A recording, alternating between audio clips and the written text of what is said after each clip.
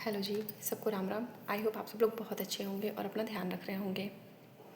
माता पिता जो कि कहते पूजनीय होते हैं, लेकिन कहीं कहीं ना समझी में कुछ माता पिता बहुत ज़्यादा इगोइस्टिक होते हैं और इन चीज़ों को वो अपने बच्चों के फ्यूचर पे थोपते हैं।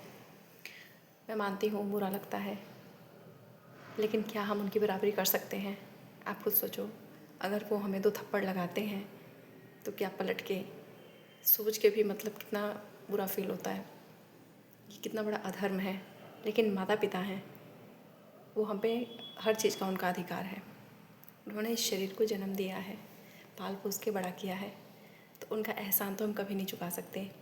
अब हो सकता है कुछ नासमझी होती है, उनको उनके टाइम पे जितना ज्ञान मिला, जो चीज़ उन्होंने फैमिली में देखी, वैसी उनकी जो एक थिंकिंग पैटर्न है, सोचने का जो एक तरीका है, वैसा बन गया।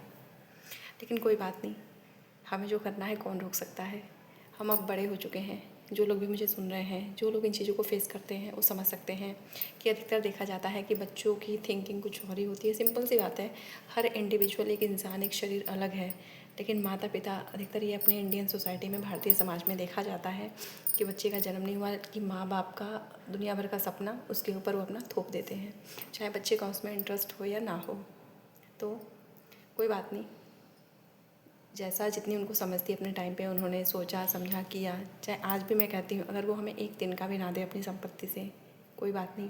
जिस परमपिता परमात्मा ने हमें जन्म दिया, दूध का व्यवस्था किया, जब मुंह में हमारे दांत भी नहीं थे, हमारा जन्म हो रहा है, हमें कुछ नहीं पता, हम इस संसार में आए, हमें पाल पोस के इतना बड़ा किया गया, सारी अरेंजमेंट जिस भगवान ने करी, तो आप खुद सोचो कि आप वो अब हमें छोड़ देंगे?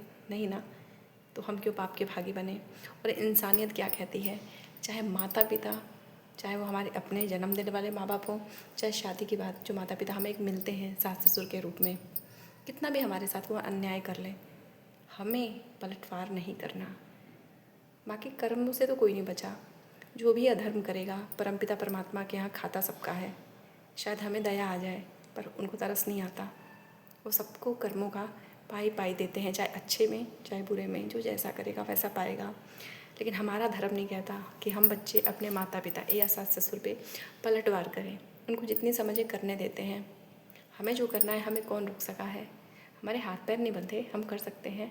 हम अपना अच्छा सोच सकते हैं, हम मेहनत कर सकते हैं, और अगर हम कोशिश करेंगे तो हमें भगवान की कृपा ज़रूर मिलेगी।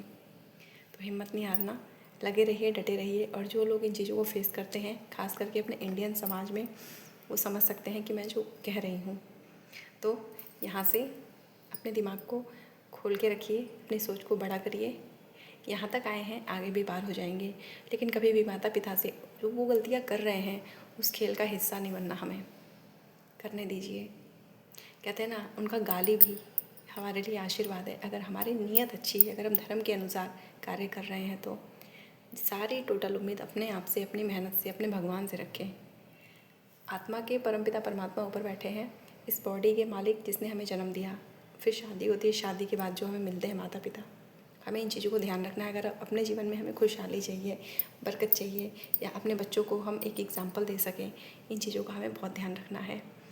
और ऐसा करके हम किसी पे एहसान नहीं करते, अपने ऊपर एहसान करते हैं। ऐसा करके हम भगवान के अपने प्रिय बने रहेंगे। हमारे लिए सभी रास्ते खुले नज़र आएंगे, क्योंकि जो किसी का बुरा नहीं करते, परमपिता परमात्मा भी टाइम लगेगा पर उनका बुरा नहीं होने देते। वो अपने बच्चों का बहुत ध्यान रखते हैं। उम्मीद है इन चीज़ों को आप लोग समझेंगे, अपने जीवन पे अप्लाई करेंगे, अपने जीवन को आसान बनाएंगे, और अपने पूरे जीवन को खुशियों से, आशीर्वाद से, दुआओं से लबालब रखेंगे। और वो तभी मिलेगी जब हम यहाँ से शांत रहेंगे, किसी से उम्मीद नहीं रखेंगे। बहुत बहुत थैंक यू मुझे सुनने के लिए। जय माता दी।